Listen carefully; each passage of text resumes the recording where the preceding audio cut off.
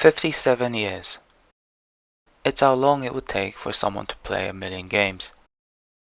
Nobody can play a million games, or rather, nobody has ever done this yet. Average and variance from a million games from any matchmaking scheme are not so useful on their own. Simply put, I cannot use the values from the previous video to compare streak sizes, because I have not yet played a million games, let alone even 1% of a million. What can we do? We will still try to use them. Usually it is prohibitively expensive or infeasible to get any kind of population data, or what is often called a parameter in statistics. However, since a million games does sound like a sufficient amount of games, we may just pretend and use them as such. In other words, the streak size average, arithmetic mean, and standard deviation are going to be considered as parameters, or quasi-parameters. Therefore, the parameters from 1 million games under perfect MM are as below. Then we take a record of a shorter length, for example 300 games, and start comparing by performing an F-test on every 50 games of the shorter record against the given parameters to see if the spread is bigger for the record. For better illustration, let's stretch out the record. These are the first 60 games from the record. We start by taking the first 50 games outlined in red and form a window. Within this window, we calculate the average and the standard deviation. Then perform an F-test as below to see if the window variance is bigger than the population variance. Finally, if the window's variance is deemed to be larger, we count it as a critical spike. Then, regardless of the outcome, shift the window to the right by 1 game as below. Repeat the process until the window reaches the end of the record. This is what some people may call the moving standard deviation technique.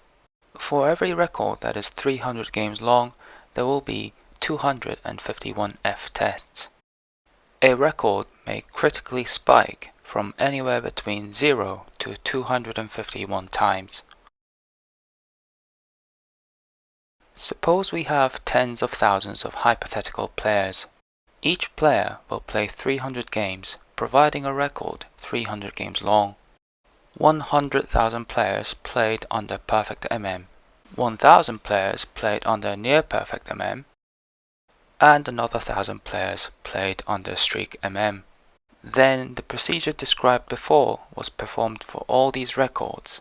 The degrees of freedom for reference in the F distribution table will be 49 and 999,999, or infinite, for the window and the parameter respectively.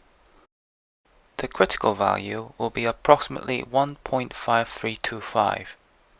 If the F-test statistic is above 1.5325, it will be considered a critical spike, and the critical count will increase by 1. This is an illustrated overview. On the left, you have the parameters from 1 million games. On the right, you have a group of records, whether it be from perfect MM, near perfect MM, or streak MM, or any other type of matchmaking algorithm. We are going to compare each record from the right to the parameters on the left. We use a window of 50 games for the moving standard deviation and take these steps. This table shows the average, standard deviation, and the skewness of the critical counts for the 3 different matchmaking algorithms. These are the corresponding histograms. When comparing the perfect MM group of records to the parameters, out of the 100,000 records, 30,935 records suffered no critical spikes, where the null hypothesis should be rejected at a significance level of 0.01. The distribution of critical counts is right skewed. When comparing the near perfect MM group to the parameters, out of the 1,000 records, 324 records suffered no critical spikes, where the null hypothesis should be rejected at a significance level of 0.01. The distribution of critical counts is right skewed. In group of records from streak MM versus the parameters, out of the 1000 records, all of them experienced critical spikes where the null hypothesis should be rejected at a significance level of 0.01. The distribution of critical counts is heavily left skewed.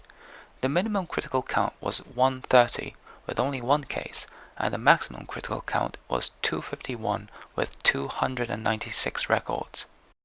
The vastly different distribution of the third case is nothing astonishing, because the matchmaking algorithm was designed to produce such results, as in it behaved as expected. However, we now know one fact. Even when comparing groups of records generated by perfectMM, the same scheme used to produce the population parameters, there will be critical spikes. The issue when judging a matchmaking algorithm is fair or not should not be about the mere existence of critical spikes. Rather, it is the frequencies or relative ratios of critical counts within the group of records that separate perfectMM, near-perfectMM, and streakMM, or any other matchmaking schemes. Happy grinding, more videos coming soon.